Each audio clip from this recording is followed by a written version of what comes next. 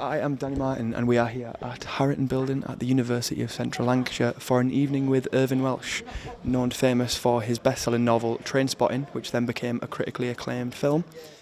This year marks the 20th anniversary of Trainspotting with the new film on the horizon. We're excited to have Irvine here to talk about his rise to fame. Well, a very good evening to you, ladies and gentlemen, and welcome to the Harrington Lecture Theatre. I'm John Gilmore from BBC Radio Lancashire. Now, we're in for a great evening tonight. The guest this evening is an author who's known for his particularly gritty portrayal of the darker side of life. He's been a TV repairman, a guitarist in punk bands, and a property entrepreneur. But it was his 1993 novel, Trainspotting, which brought Irvine Welsh to the public's attention. He's on his 10th novel now, The Blade Artist, which features one of those original Trainspotting characters. If you've read the book or seen the film, the name Francis Begbie will be very familiar to you. Ladies and gentlemen, will you put your hands together for our guest this evening, Irvine Welsh. Thank you.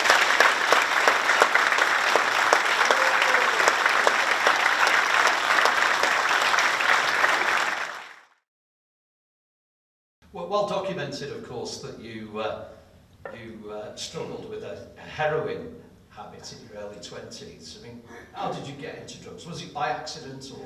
Yeah, I mean, stupidity, really. I mean, there wasn't the kind of same drugs education thing now. But my mum and dad and all used to say to me, look, if anybody offers you anything, drugs, don't take it, it'll kill you. And I remember I was at this party and somebody passed over a joint to me with cannabis, and I was taking this, I was the most scared I've ever been in my life. I thought I was going to die, you know. I just took a puff and I thought, this is fucking bullshit, they've been lying to me. All these years they've been absolutely fucking lying through their teeth. Because being a writer is a strange kind of combination of things, you know. It's like, you have to be in some level, you kind of have to be quite an egotistical bastard to assume that anybody's going to give a toss about what you write, you know. So there is a kind of self-righteousness about it, a kind of arrogance about that. But the paradox is that you also have to realise that you're not actually that important. That if you want to tell a story, and you're just going to bore people if you're talking about yourself. So you have to get past yourself. You have to kind of, you have to try and find a way to let the characters on the page, to develop the characters strongly enough so that they take over, so that their voices start to take over from your voice. And you've got to have a voice, an authorial voice in some ways, but I like to use it sparingly, and I like to get the characters to generate the story for me. So I realised that was the way that I wanted to write, and it was the toughest thing is, I think, as a writer, is to get past yourself. Next question.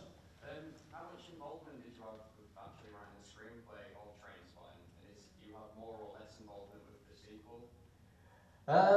Probably more involvement with the sequel. I mean, John Hodge has written them both, and I was a kind of script consultant on the first one, but I didn't really do anything.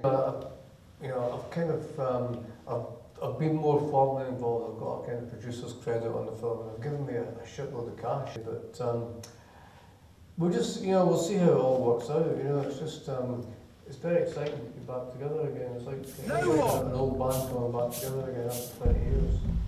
So I just hope the film's good. If the film's shit, it's going to be embarrassing.